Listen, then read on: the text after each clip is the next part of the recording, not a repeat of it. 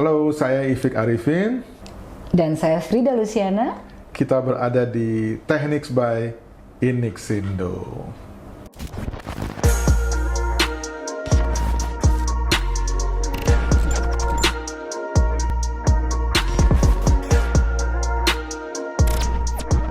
Halo Mbak Frida, apa kabar? Aduh, jangan panggil Mbak deh, kesannya deh. Perasaan yang lebih senior siapa gitu. Kita kan harus hormat sama Gitu yang ya? lebih senior. Senior. Halo Mas Ifik Arifin. Wih, lengkap ya. Iya, Mas Ifik Arifin ini adalah salah satu senior favorit aku. Jadi Loh, kok yang kenalin bukan moderator gitu ya? salah ya? Gini nih, kalau udah kenal jadinya gini nih. Terus. Oh, mau diterusin nggak apa ya? Puja-pujinya mau diterusin. Oke, Masih baiklah. muji, nggak boleh di stop kalau gitu ya.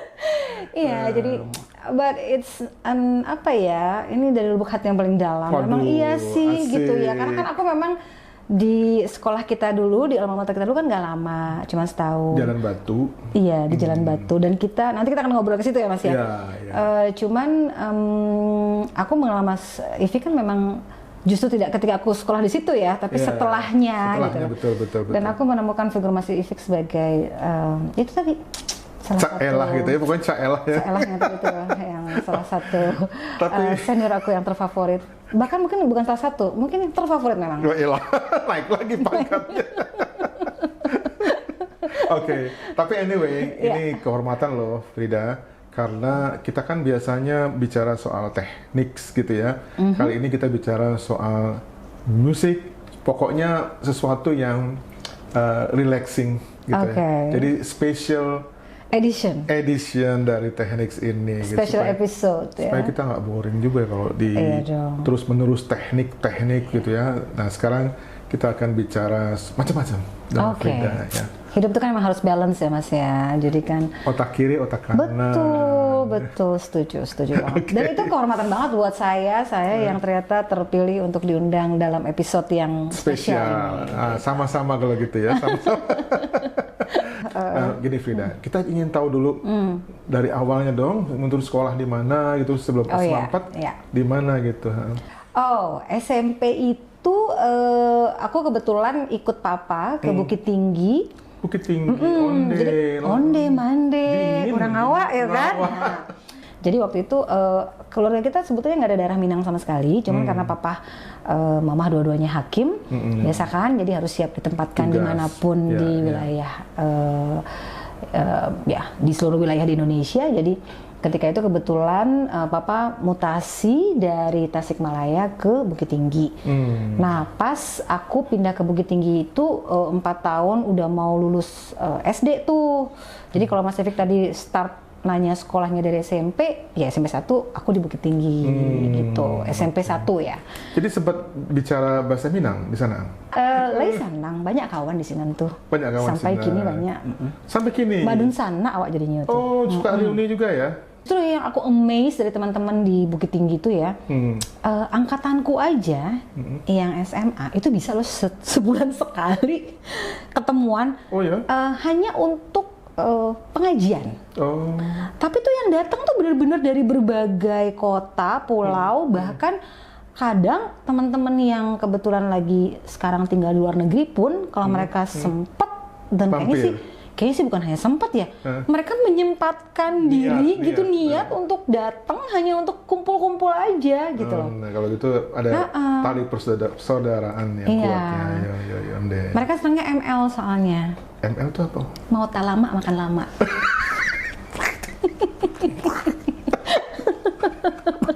Bagus.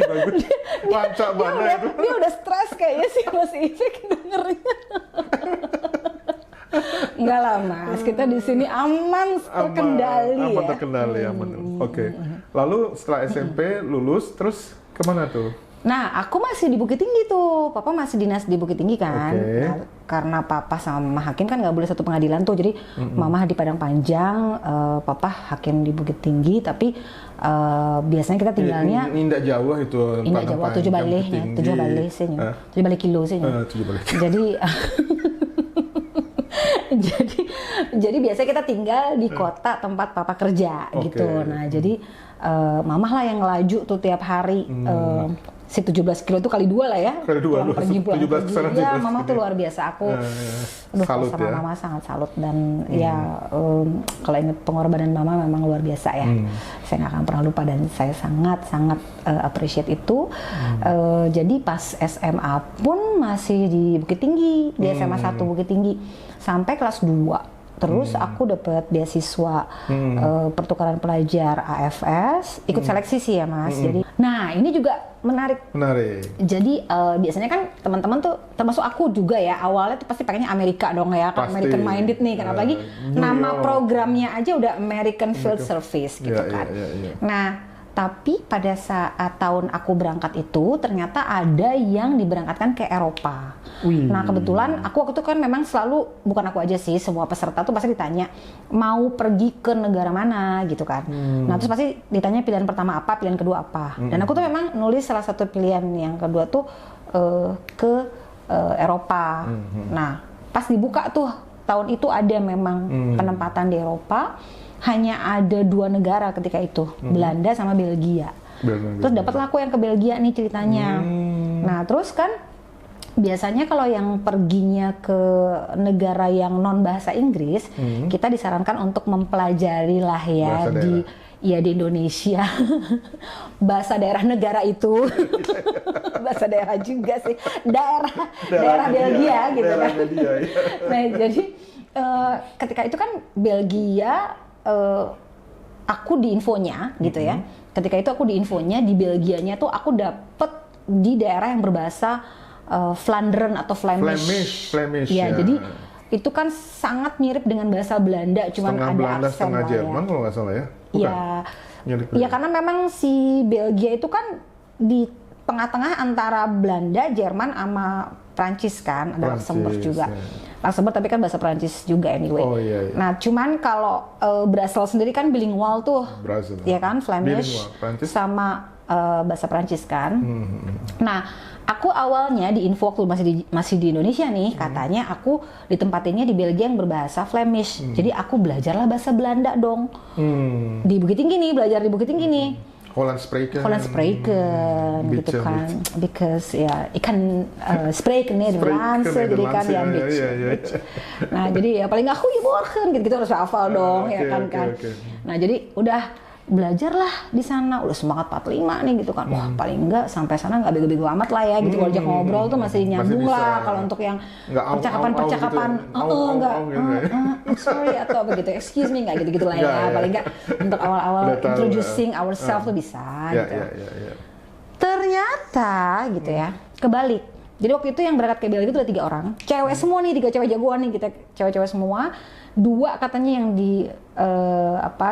di wilayah yang berbahasa Flemish tadi, salah satunya katanya aku, and then yang satu lagi yang di daerah bahasa Perancis. Jadi dia belajar bahasa Perancis. Yang 2 nih, aku sama satu lagi nih belajarlah bahasa Flemish. Karena di Indonesia nggak ada pelajaran dan belum ada guru bahasa Flemish jadi bahasa Belanda lah ya. Padahal kan sangat mirip juga anyway. Nah, sampai di Brussels, bayangin udah nyampe di Brussels baru ketahuan ternyata ketuker dong.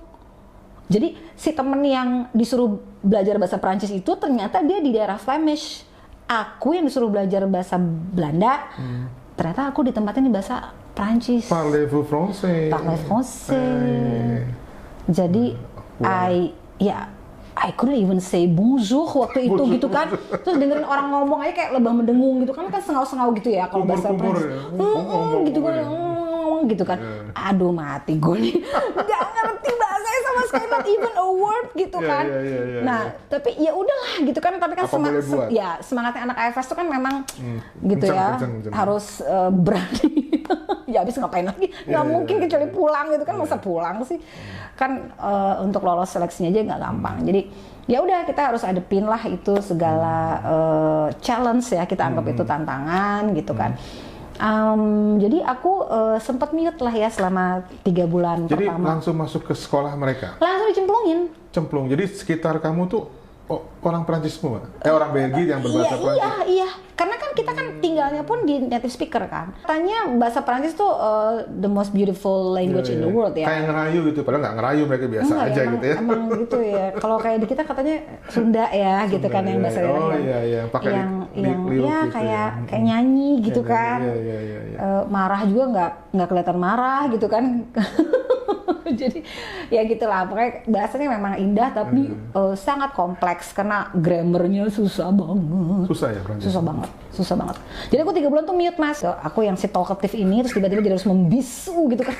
Nggak ngerti bahasanya gitu kan. Sayang juga ya, misinformation sebetulnya ya. Iya. Tapi karena emang aku seneng belajar bahasa sih ya, jadi ketika aku dicemplungin ke kursus lah gitu ya, ke kursus bahasa Prancis yang bener gitu dengan pengantar bahasa Inggris, nggak mungkin nyari pengantar bahasa Indonesia kan di sana. Nggak ada. Di sana hampir nggak pernah ketemu orang Indonesia kecuali aku ke kedutaan gitu ya, ke KBRI. Itu kota apa? Aku nama kotanya, aku sempat pindah kota. Yang pertama tuh Neufchâteau, terus abis itu aku pindah keluarga, pindah host family ke Marche-Afamen. Jadi dua-duanya dia yang berbahasa Prancis ya, di istilahnya Wallonie gitu. Terus dia tuh kan apa yang ditulis tuh kan beda sama yang diucapin kan. Terus mereka kan boros banget kan hurufnya. Jadi hurufnya banyak tapi yang diucapin tuh cuma dikit gitu kan. Terus ya itu sama grammarnya itu loh mas. Waktu itu belum nyanyi ya? Belum? Udah dong. Aku kan nyanyi dari umur 7 tahun. Oh 7 tahun enggak? Tapi maksudnya bukan belum profesional. Iya. Nggak, artinya di sana itu ada kesempatan manggung nggak atau nyanyi di depan kelas atau gimana? Oh gitu? ada. Karena kan salah satu yang diminta dari anak-anak AFS itu sebelum berangkat, jadi salah satu materi untuk seleksi AFS itu tuh harus punya talenta untuk dan talentanya tuh kalau bisa, ya bukan kalau bisa, yang diutamakan adalah yang berkaitan dengan budaya Indonesia. Ya. Jadi misalnya kalau aku nyanyi, ya aku menyanyikan lagu-lagu daerah atau lagu-lagu bahasa Indonesia. Aku belajar nari loh. Serius? Nari Padang. Jadi kayak nari payung waktu itu, nari ranta gitu. Oh iya. Gitu. Di pertunjukan di sana juga. Dipertunjukkan di sana dan talent show namanya. Talent show. Ada peristiwa apa yang berkesan gitu Frida di sana? Jadi kan aku ceritanya mempersembahkan tari payung nih. Iya. Ada beberapa tarian yang aku persiapkan, tapi ketika itu pas aku mau tunjukin tari payung, karena menurutku tari payung itu indah karena kan kita juga sekaligus memamerkan si handicraft payung handmade bikinan orang Minang kan, yang dari kayu itu gitu loh. Nah terus aku lupa gerakannya gitu kan. Aku sempet yang aduh habis ini apa ya gitu kan. Cuman kan habis itu aku mikir lagi, lah kan mereka bukan orang Indonesia ya, nggak pula orang Padang gitu kan, mana ngerti gitu. Akhirnya yang penting itu aku putar-putar aja lah itu. Improvisasi. Mereka mungkin pikir sengaja. Mereka sengaja. Ya mana mereka ngerti lah mas urutannya kan. Pokoknya mereka ngerti yang penting indah aja, bagus aja gitu kan. Karena emang culture kita tuh kan emang udah menang di kostum ya kan, kita warna-warni. Terus kita yang penuh dengan ya ornamen-ornamen gitu. Terus kan kayak selendang aku aja itu kan ada sulamannya, bordirannya yang bisa aku ceritain juga gitu kan sama mereka bahwa oh ini tuh cara bikinnya gini, terus ini handmade bla bla bla gitu. Itu aja udah bikin mereka wow gitu. Iya. Gitu. Jadi ya emang menyenangkan sih. Walaupun aku sempat culture shock juga di sana. Culture shock? Apa tuh misalnya? Ya misalnya ngeliat, ya kan apalagi orang Padang ya kan, aku berangkat dari masih pikir orang Padang ya. Maksudnya kan sangat banyak hal yang sangat tabu lah untuk orang Padang gitu kan. Iya. Nah sampai di sana kan aku yang depan mata gitu. Oh ada yang ciuman. Ya misalnya gitu, terus ciumannya French kiss pula gitu kan. Jadi aku kayak wow gitu. Wah matanya digedein. Maksudnya ngelihat cipika-cipiki aja tuh nggak pernah gitu. Maksudnya kan dulu, kalau yang beda lawan jenis ya, waktu yang kita tinggal di Bukit Tinggi itu, terus tiba-tiba di sono kan yang ya gitu. Apalagi kalau musim panas kan pakaiannya seadanya kan? Ya begitulah. Seadanya pakaiannya. Ya gitulah. Kayak kurang bahan gitu ya. Langsung kismin gitu deh. Kebaikan ataupun hal yang positif juga gitu ya. Kayak kemandirian gitu kan. Mereka kan sangat mandiri itu, ya. Belajar mandiri. Dibandingin culture kita, maksud saya itu gitu. Terus kayak mereka sangat menghargai orang lain dan juga sangat menghargai dalam artian gini. Menghargai waktu juga, terus disiplin ya? Iya, terus menghargai dalam artian gini, ketika kita diundang orang, yang datang ya hanya yang diundang aja gitu kan. Kalau yang nggak diundang jangan. Karena mereka kan mikirnya kan berkaitan dengan tempat, misalnya makanan juga gitu kan. Kalau kita kan yang undang satu, terus yang datang bisa, iya. Sekampung, yang datang sekampung. Tante, om segala macam bude pakde dibawa semua gitu kan, ya gitu. Itu kan wah gitu. Terus kita kan juga kebiasaan kalau misalnya kita datang ke rumah orang, datang aja gitu kan. Betul. Kalau mereka tuh salah satu bentuk menghargai waktunya bukan hanya sekedar disiplin waktu, tapi mereka juga kayak menghargai ya jadwal orang lain gitu. Artinya mereka nanya dulu, kalau saya datang hari ini tanggal segini jam sekian bisa nggak gitu. Zaman saya tuh yang namanya keamanan juga di sana sangat luar biasa. Keamanan tuh gini, contoh gampangnya aja ya. Kita parkir mobil tuh nggak pernah dikunci. Parkir aja, nggak bakalan ada yang ngambil atau ada yang nyuri apapun gitu ya dari dalam mobil kita. Terus kayak barang-barang juga gitu. SMA di sana itu kan udah setengahnya kayak kuliah ya kalau di Indonesia gitu. Karena sekolahku tuh dari pagi sampai sore, yang sekolah pagi itu sampai makan siang tuh kita di kelas kayak di Indonesia, jadi kita selalu pergi ke kelas yang sama, tapi ketika selesai makan siang, itu tuh kita akan keluar dari kelas kita dan kita akan menuju ke kelas-kelas pilihan sesuai dengan mata pelajaran yang kita ambil gitu. Merdeka belajar. Kalau di sana waktu SMA ya mata pelajaran apa gitu. Ya. Dan itu aku bisa belajar yang aneh-aneh, maksudnya bukan aneh-aneh, tapi maksudnya yang nggak ada lah di kurikulum di Indonesia gitu, kayak belajar tentang sejarah sejarah Eropa misalnya, atau belajar tentang lukisan misalnya. Jadi aku ngerti tentang Salvador Dali, Van Gogh apa gitu-gitulah waktu di sana. Terus di sana tuh olahraganya tuh lari tuh, kalau ya tadi aku bilang kalau di Indonesia cuma lari keliling lapangan, di sana tuh larinya cross country. Larinya tuh keluar masuk hutan, karena emang di sana kan emang landscape-nya bagus gitu ya. Emang serius. Kelas 1 SD tuh mereka udah bisa apa, kelas 2 apa. Bahasa Inggris aku jadi lebih terasa karena kan di sana pasti juga harus ketemu banyak orang yang kita pakai bahasa internasional, terus aku bisa dapat bahasa Prancisnya juga, dapat wawasan juga, dapat teman-teman juga, jadi kan pastinya nambah jejaring networking gitu, terus bisa kesempatan jalan-jalan keliling Eropa, apalagi zaman aku dulu kan masih belum Uni Eropa ya, jadi kan minta visa ya? Iya, jadi 3 jam udah negara lain, mata uangnya udah beda. Nah itu balik ke Indonesia, terus kan papa kebetulan masih di Sumatera Barat, tapi udah bukan di Bukit Tinggi lagi. Nah terus keluarga waktu itu ngasih masukan, sayang gitu kan, maksudnya aku baru pulang dari Belgia gitu, lebih baik aku sekolah di sekolah yang mungkin lebih punya fasilitas untuk ke universitas nanti. Ya baik ke universitasnya maupun juga misalnya untuk khususnya untuk menjaga bahasa Prancis aku ya gitu kan. Kan jangan sampai hilang. Iya, kebetulan waktu itu di sana belum ada gitu kan kursus bahasa Prancis. Jadi adanya kan waktu itu zaman itu ya adanya di CCF kan di Jakarta. Jadi akhirnya disarankan untuk nerusin sekolah. Bukit Tinggi Dando ya, Dando di Bukit Tinggi. Jadi alun lah ya. Jadi ketika itu ya udah diputuskan SMA-nya di Jakarta. Disitulah makanya kemudian aku bisa bertemu dengan Mas Ifik. Walaupun bukan pada saat aku sekolah nerusin SMA ya, maksudnya di perhimpunan alumninya, ya di Jalan Batu di SMA 4 Jakarta. Lalu di Jalan Batu itu kamu udah nyanyi resmi belum? Profesional belum ya? Belum. Oh belum. Terus kemana tuh setelah itu? Setelah itu aku sempat kuliah di UNAS tahun. UNAS tuh Universitas Nasional. Pejaten. Ya, UNAS Pejaten ya. Nah, terus karena aku waktu itu kan pengen banget jadi jadi diplomat gitulah. Diplomat. Itu gara-gara FS juga. Gara-gara yang positif lah ya. Tadinya kan aku waktu SMA-nya ngambilnya A1 kan, karena pengen ngambil teknik rencananya waktu kuliah. Tapi pas di sana itu yang aku sempat cerita. Di sana tuh kan aku sengaja justru ngambil mata pelajaran yang nggak eksakta gitu kan, karena yang aku pikir yang nggak ada di Indonesia lah yang aku ambil gitu kan.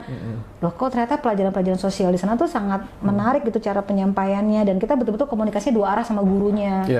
Sementara sebelumnya kan kita terbiasa yang cuma satu arah, terima ya salah bener ya, pokoknya kita di Indonesia kan begitu. Terus kita dengan metode belajar yang berbeda, dan ternyata ilmu sosial itu sangat menarik dan berkembang, membuat aku jadi wah ternyata kayaknya mendingan jadi diplomat aja ya gitu. Karena kan itu tadi ketika aku dibagi kesempatan jalan-jalan keliling berbagai negara itu kan membuat aku jadi terbuka dan ingin lagi melakukan hal yang sama untuk di pekerjaan aku nantinya ketika itu ya.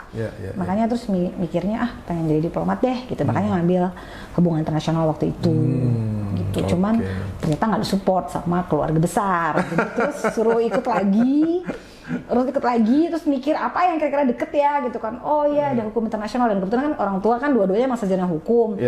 Jadi aku ngambil lagi lah, waktu itu kan UMPTN ya namanya. UMPTN. Ya itu dapetnya di Universitas Airlangga. Surabaya. Jadi pindah ke Surabaya? Pindah, jadi nasib anak kos waktu itu aku. Arek Surabaya ya. Arek Surabaya. terus lulus di situ?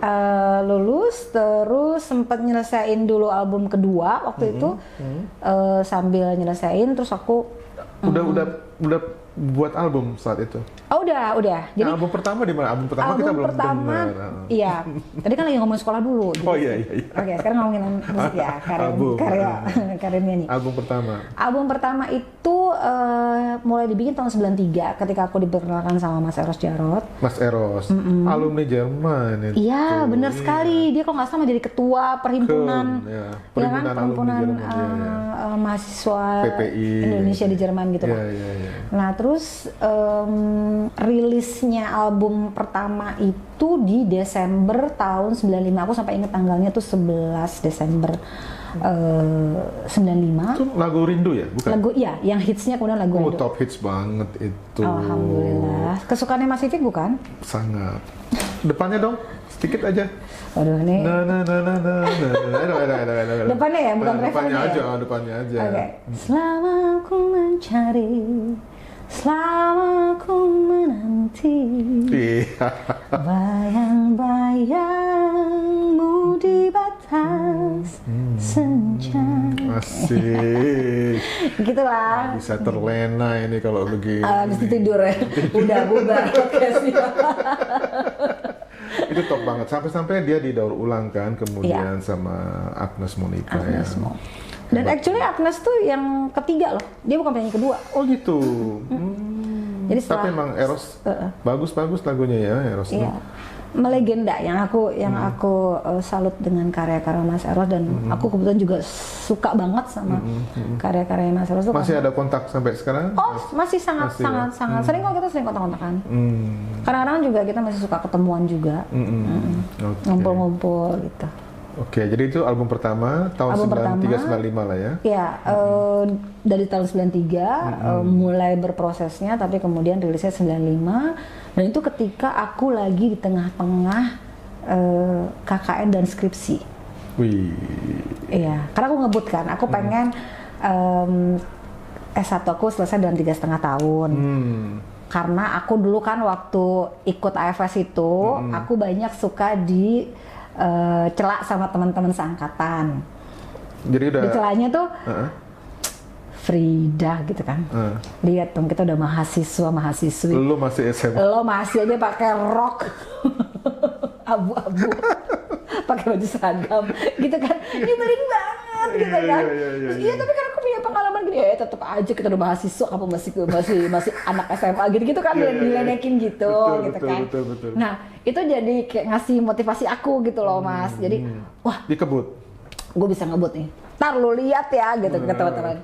Bolehlah kalian duluan jadi mahasiswa, tapi nanti siapa yang duluan jadi sarjana gitulah gitu. Jadi ininya gitu, motivasinya tuh gitu.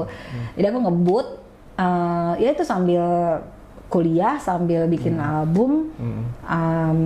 Ya udah, ketika jadwal rilis, pas aku masih di tengah-tengah KKN dan skripsi KKNU di desa antara Kediri dan Blitar gitu, di tengah-tengah. Terus rekamannya di Jakarta? Rekamannya di Jakarta, jadi aku bolak-balik. Makanya lama kalau rekaman sama aku, karena aku kan bilang sama Mas Ros, Mas, aku mau rekaman sama Mas Ros, tapi syaratnya nggak ganggu kuliah ya gitu. Penting, kuliah penting. Dan untungnya aku kebetulan ketemu produser Mas Ros yang memang sangat mengutamakan pendidikan, jadi nggak ada isu lah. Kan biasanya kan belum tentu mau ya, biasanya kan wah lu harus jarat nih gitu kan. Aku tadi takutnya gitu kan, misalnya nih. Ya ikut jadwal produser dong, kok jadi kita yang ikut jadwal kamu gitu kan. Tapi alhamdulillah ternyata Mas Ros malah justru orangnya sangat support. Dia salah satu, ya bisa bilang one of my biggest supporter untuk mengutamakan pendidikan dulu. Nomor satu lah kalau buat itu. dia. Segala Rasa Cinta udah keluar belum? Belum. Oh belum. Segala Rasa Cinta keluarnya itu juga berkaitan sama sekolah lagi. Ketika aku udah mau berangkat ke Australia. Karena aku dapat beasiswa dari pemerintah Australia dari program AusAid. Wah, beasiswa terus ya? Iya kan, nggak mau rugi gitu. Anak pintar ini rupanya ini. Ada kesempatan Mas gitu kan, masa nggak dipakai ya gitu kan. Ya kan, dan kebetulan aku juga kan bukan dari keluarga yang kaya raya gitu kan. Jadi kan ya justru keluarga yang berkecukupan gitu ya. Keluarga makan nasi secukupnya gitu kan. Makan sampai cukup kenyang. Oke. Gitu. Terus jadi setelah lulus, kemana dulu dong? Lulus dari UNER tadi. Jadi lulus dari UNER itu tadi aku sempat mention aku nyelesain album kedua. Masuk album kedua. Terus yaitu pas album kedua mau rilis, keluar pengumuman aku lolos seleksi beasiswa AusAid. Kan sayang ya, dari 6.000-an peserta kan cuma 200-an yang dapat untuk S2 sama S3. Sangat ya. Nah jadi kan sayang banget kalau nggak diambil gitu. Nah sementara album aku tuh yang kedua itu pas menjelang aku berangkat ke Melbourne tuh justru lagi naik-naiknya gitu. Iya, aku denger itu. Iya. Naik-naiknya dan naik-naiknya orangnya nggak ada di Ada Indonesia. gitu. Jadi tuh yang benar-benar ya ada beberapa media sampai bilang aku bikin keputusan spektakuler kata mereka ya, versi mereka, karena menurut mereka jarang-jarang nih gitu kan lagi naik top hits, gitu, tapi kok malah versi mereka sih ditinggal gitu. Tapi kalau aku sih bilang bukan ditinggal lah ya, kan hidup itu selalu penuh dengan pilihan. Aku harus memilih dan memilih yang menurutku baik untuk aku. Iya. Jadi terus ke Melbourne. Ke Melbourne.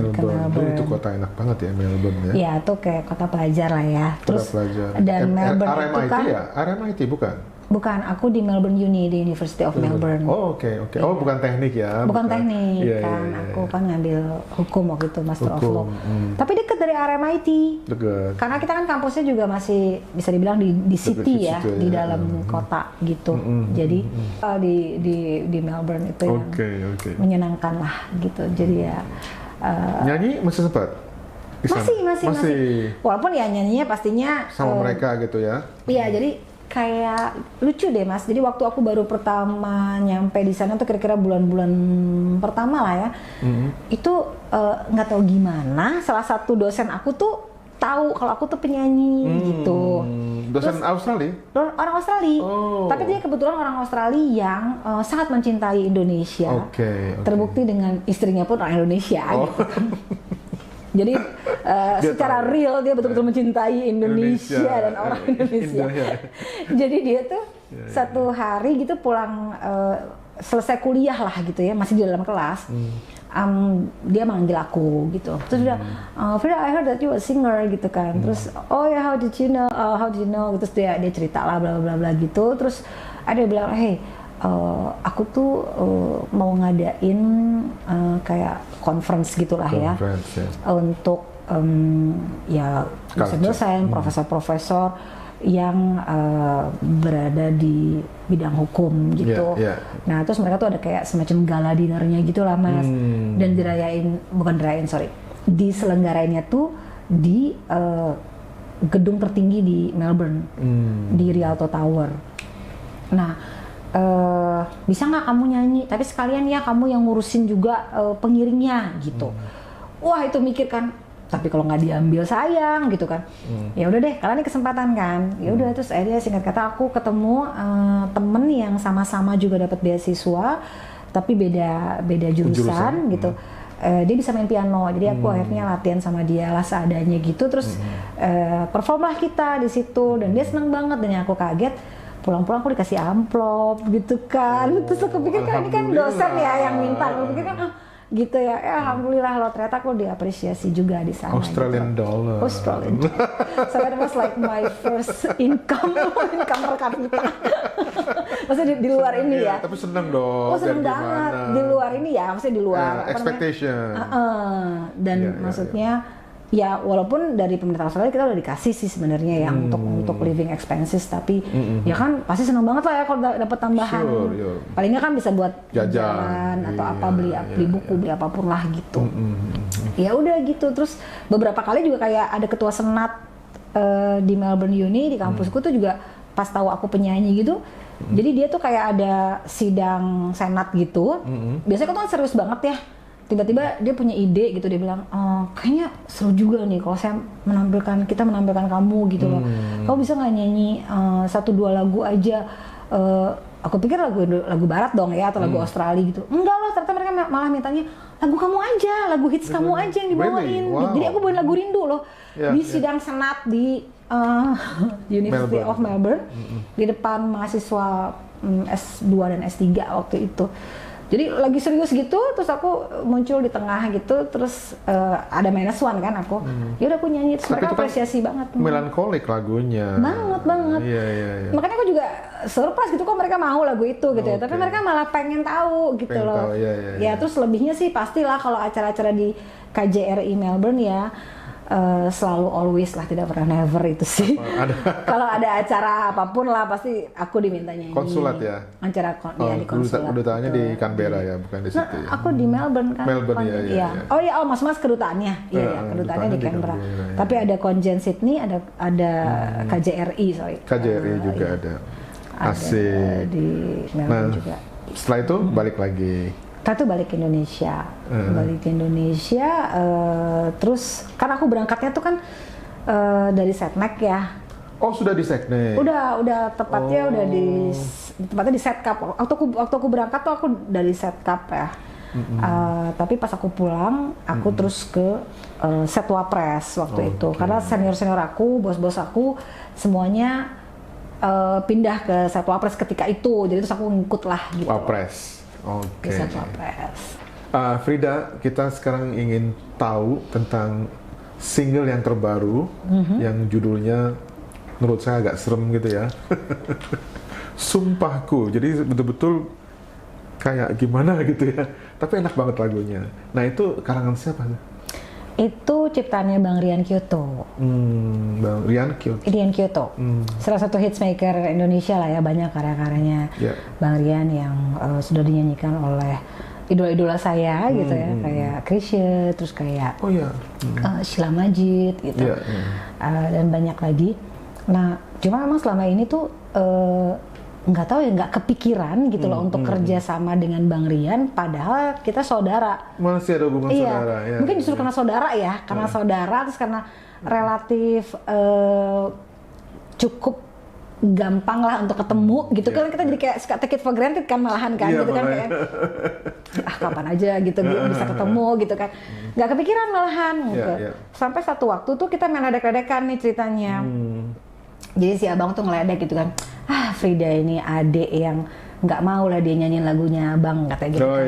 Terus aku juga, abang tuh lah justru gitu kan, hitsmaker, tapi yang dikasih penyanyi-penyanyi lain aja, aku adeknya malah nggak dikasih gitu. Terus akhirnya yuk bikin gitu lah ya. Nah terus itu kejadiannya belum lama sih ya, jadi kira-kira setahun 2 tahun sebelum almarhum papa meninggal. Jadi akhirnya kita sepakat untuk yuk kita bikin gitu. Coba. Terus dan itu juga prosesnya nggak sebentar gitu kan, karena sempat ketunda juga, terus papa sakit, aku berkali-kali sakit, terus papa meninggal kan karena COVID, terus jadi aku juga perlu waktu untuk ya melewati masa berkabung lah ya, karena aku anak tunggal dan kebetulan aku tentunya biasanya anak perempuan kan deket ya sama papa gitu. Jadi akhirnya prosesnya sendiri cukup lama, 2 tahunan. 2 tahunan karena aku juga kepengen menghasilkan karya nggak asal-asalan. Perfect lah, iya. Iya, gitu aku mau. Dan jujur ada beban juga sih, karena kan pasti orang akan compare dengan lagu aku yang lama, sebelumnya, yang Rindu, yang Segala Rasa Cinta, yang memang kebetulan dua-duanya hits gitu kan, dengan karakter yang udah sedemikian kuat gitu. Jadi kan pasti ada perbandingan itulah, jadi aku harus berhati-hati banget gitu kan. Jadi aku juga berusaha untuk masih tetap ada benang merahnya dari yang karya-karya sebelumnya, supaya ya ternyata aku masih punya fans gitu kan, yang masih nungguin. Sangat, ini salah satunya ada di sini. Thank you loh Mas, sudah setia loh. Tapi benar Mas Ivik ini selalu deh kalau ketemu pasti minta nyanyi lagu Rindu dan Segala Rasa Cinta. Iya dong, always.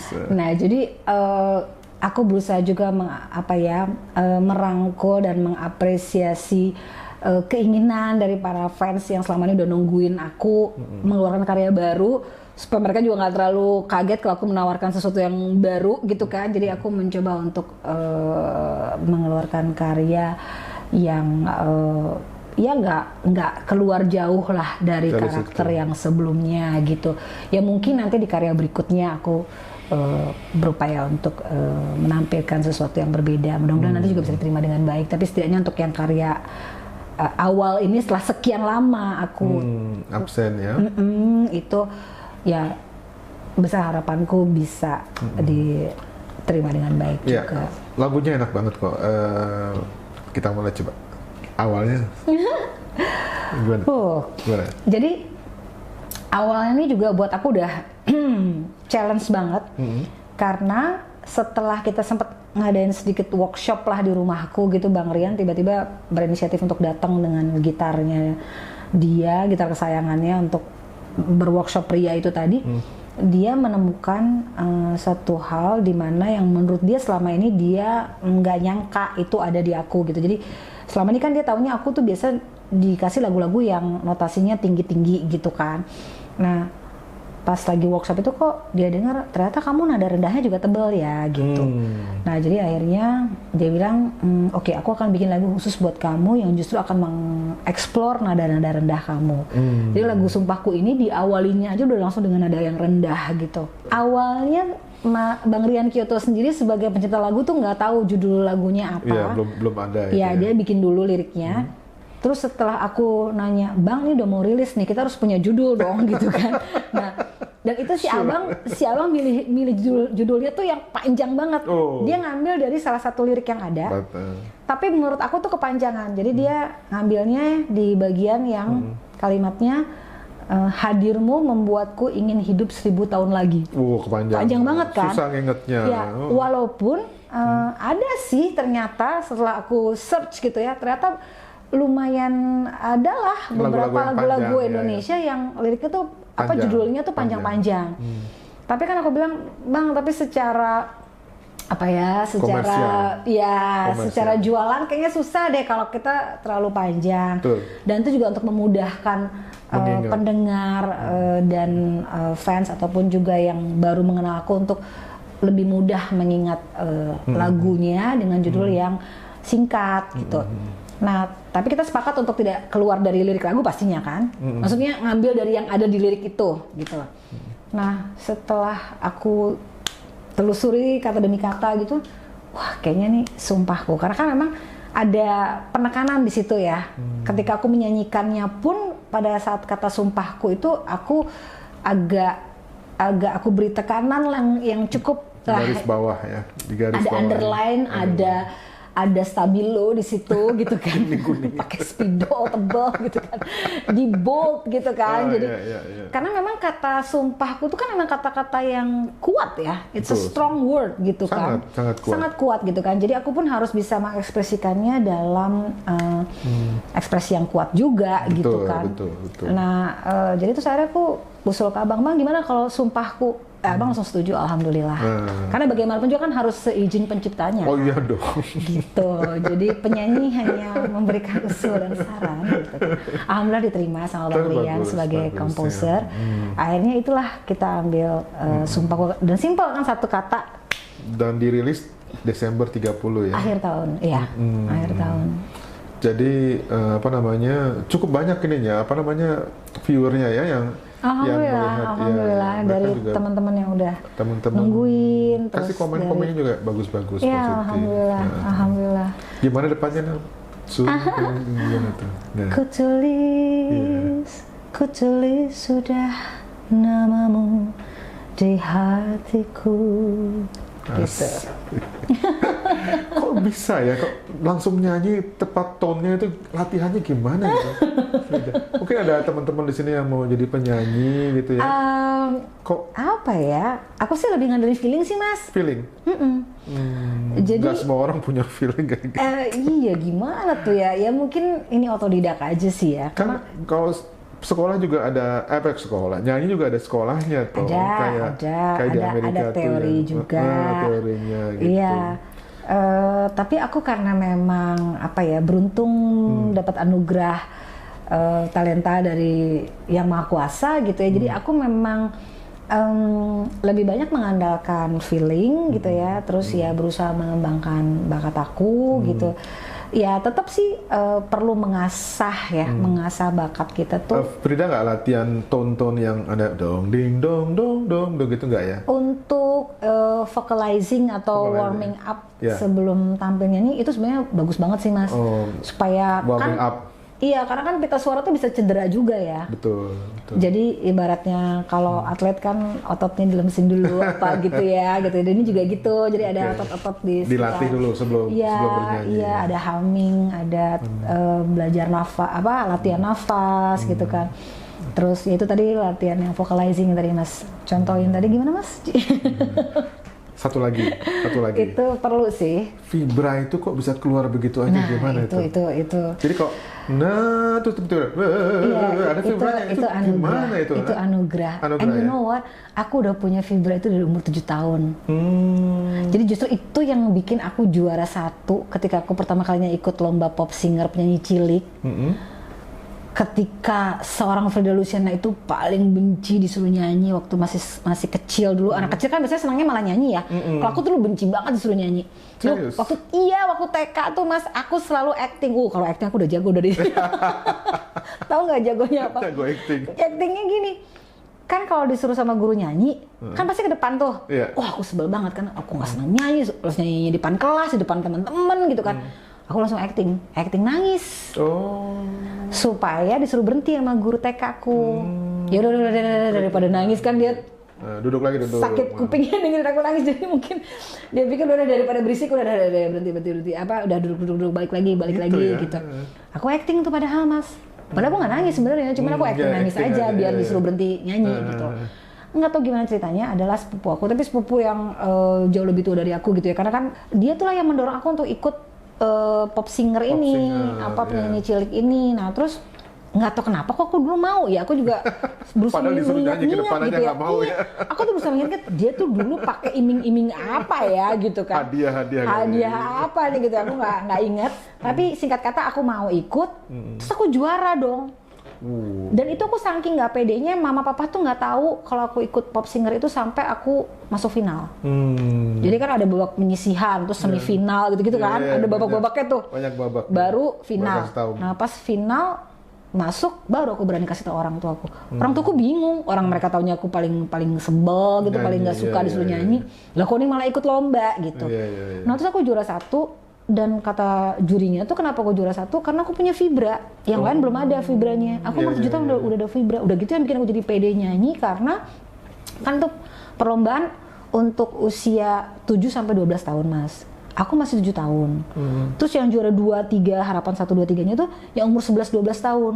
Jadi waktu dipajang nih kita mejeng di panggung gitu, aku tuh yang paling tinggi gitu. Terus yang juara 2, juara 3-nya tuh yang jauh lebih tinggi dari aku kan. Bahkan pialanya, tinggian pialanya daripada tinggi badan aku gitu. Nah jadi sejak itulah aku jadi ngerasa punya keberanian dan punya rasa percaya diri. Oh ternyata aku tuh bisa nyanyi ya gitu.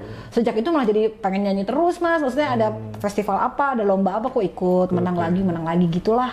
Jadi vibra itu keluar dengan sendirinya? Dengan sendirinya, kalau aku ya.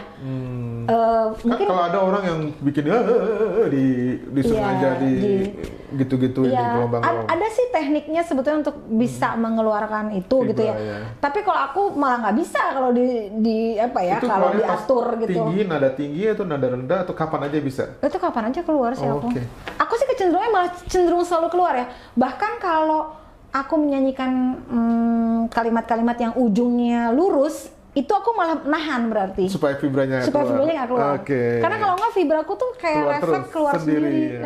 Gitu. Kebalik sama yang lainnya. Cuman aku bisa ngatur gini Mas, misalnya kan nggak bagus ya kalau vibra itu langsung keluar langsung gitu kan, kayak nakutin gitu kan. Jadi dan malah jadi malah nggak enak didengarnya ya gitu. Jadi supaya lebih indah gitu, kadang kan emang kita harus atur vibranya, kayak kita tahan dulu biar lurus dulu, baru ujungnya kita kasih dikit. Asik. Kalau bisa ngatur gitu. Iya. Oke deh. Dikasih renda-renda dikit. Dikit jangan banyak-banyak. Kalau banyak terus jadi norak. Kan kayak baju aja. Nah. Jadi lagu Sumpahku atau single Sumpahku sudah bisa di-download atau didengarkan di semua digital streaming platforms. Ada di Apple Music, ada di Spotify, ada di Joox, Reso, Langit Musik, Treble. Dan kalau mau pakai lagu Sumpahku sebagai background di TikTok juga bisa. Selain tentunya untuk video lirik sudah tersedia dan bisa dinikmati di YouTube channelnya Frida Luciana. Insya Allah dalam waktu dekat saya akan mengeluarkan video klipnya juga atau musik videonya juga. Oke, terima kasih semuanya. Kita bilang salam kompeten. Salam kompeten. Thank you.